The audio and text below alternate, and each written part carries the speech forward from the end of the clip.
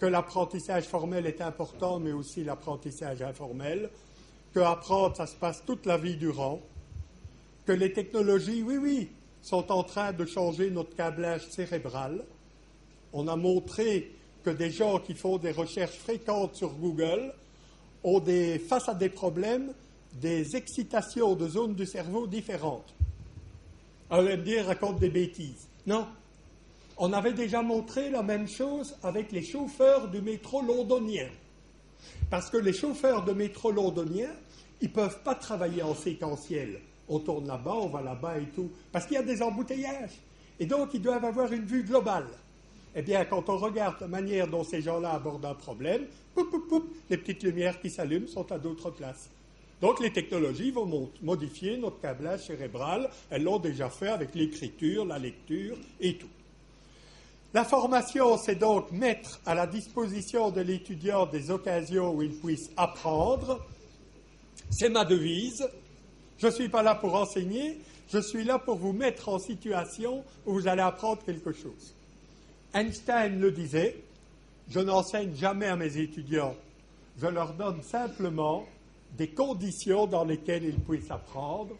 Et alors là, un philosophe français actuel, Michel Serres, qui dit « Ça va, vous êtes assis ?»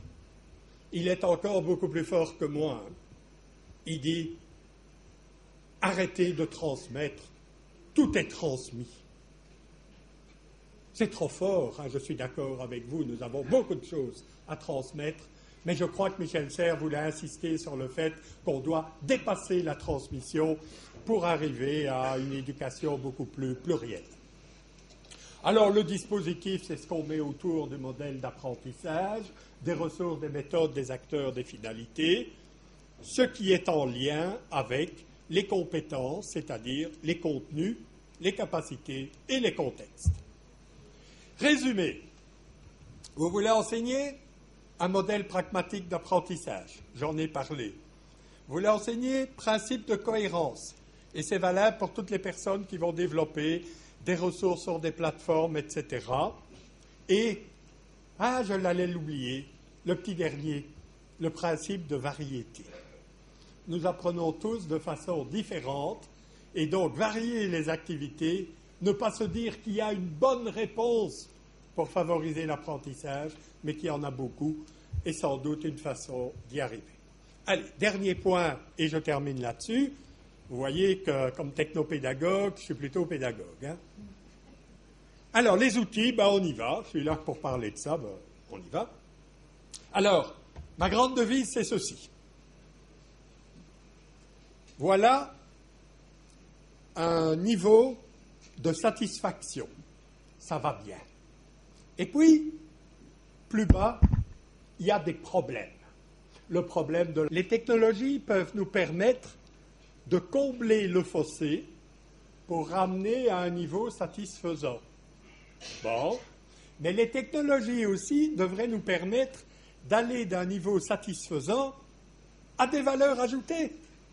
Les valeurs ajoutées, c'est quoi? C'est les compétences dont j'ai parlé tantôt. Il faudra bien former les étudiants à vivre à l'ère numérique parce qu'elle est là.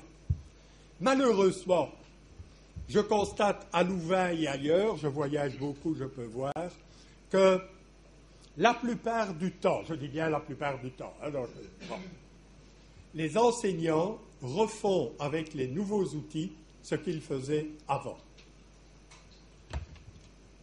Et ça, je crois que ça doit être un principe humain. Réfléchissez. Le jour où certains d'entre vous ont acheté leur nouvel appareil photo numérique.